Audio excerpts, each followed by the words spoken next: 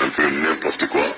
Même ses amis, ses soi-disant amis ou la mère de ses enfants qui vit aux États-Unis, qui disent que oui, ils n'ont pas pu avoir accès au corps.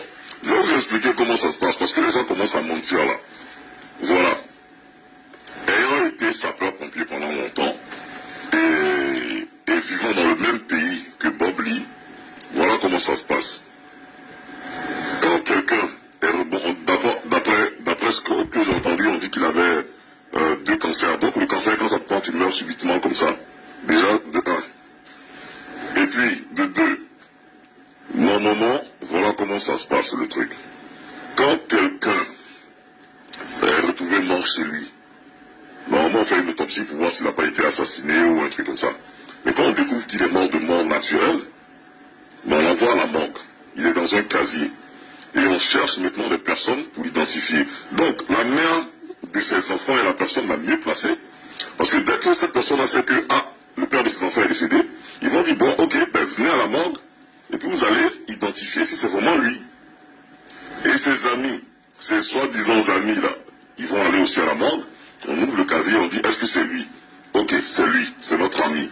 D'accord. Donc ce qu'on va faire, est-ce que vous connaissez sa famille proche pour au moins pour les mettre au courant que oui, le frère est décédé? C'est comme ça que ça se passe. Parce que les gens veulent se débarrasser du corps. Vous savez combien coûte la conservation d'un corps dans une morgue par jour? Qu'ils arrêtent un peu et qu'ils soient un peu sérieux, arrêtez de mentir là. Voilà. La mère de ses enfants qui dit qu'elle n'a pas pu voir le corps. Les amis, soit des proches qui disent qu'ils n'ont pas pu avoir accès au corps. Parce que quoi? L'autopsie a révélé qu'il n'a pas été assassiné. Alors, les gens veulent libérer le casier pour qu'on puisse mettre quelqu'un d'autre à la place. C'est tout. C'est tout. Donc plus vite ils vont identifier le corps, plus vite ils vont libérer la place. C'est tout. Seulement, quand vous ne pouvez pas avoir accès à quelqu'un, c'est quand il est hospitalisé. Là, on demande la famille proche. Voilà. Partagez cette vidéo-là. Il faut que ça arrive chez tout le monde pour qu'il puisse écouter la vérité.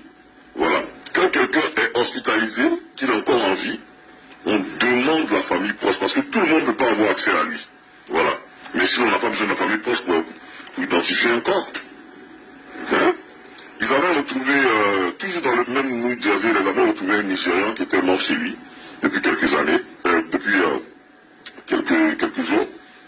Et donc ce sont ses voisins qui sont allés, qui ont dit, ah oui, effectivement, c'est notre voisin, on le connaît, et tout ça. Donc ils ont dit, est-ce qu'il a de la famille, est-ce que vous connaissez quelqu'un? Oui, parce qu'il faut qu'on libère le truc. Parce que quand vous êtes décédé, on veut que vous libériez la mort. Voilà, c'est comme ça que ça se passe. Mais la mère de ses enfants et ses amis, non, ils n'ont pas pu avoir accès au corps. Et il faut respecter les gens. Si vous n'avez pas pu avoir accès au corps, c'est qu'il n'y a pas de corps. C'est que la personne a envie. Vous ne pouvez pas avoir accès à sa chambre d'hôpital parce que vous n'êtes pas sa famille proche. Voilà, c'est tout. Voilà, c'est tout. Et je pense que la mère de ses enfants, c'est la personne la plus habilitée à avoir tous ces renseignements-là. Parce qu'ils ont eu quand même des enfants ensemble, c'est-à-dire qu'à un moment, elle a partagé sa vie. Donc c'est à elle qu'on doit tout raconter, normalement. Mais je vois, il y a une certaine Bissette là qui dit qu'elle appelle la mort. Oui, bonjour, oui, c'est notre ami, est-ce qu'il est vraiment mort? Oui, on lui dit, non, mais quand même, il faut respecter les gens.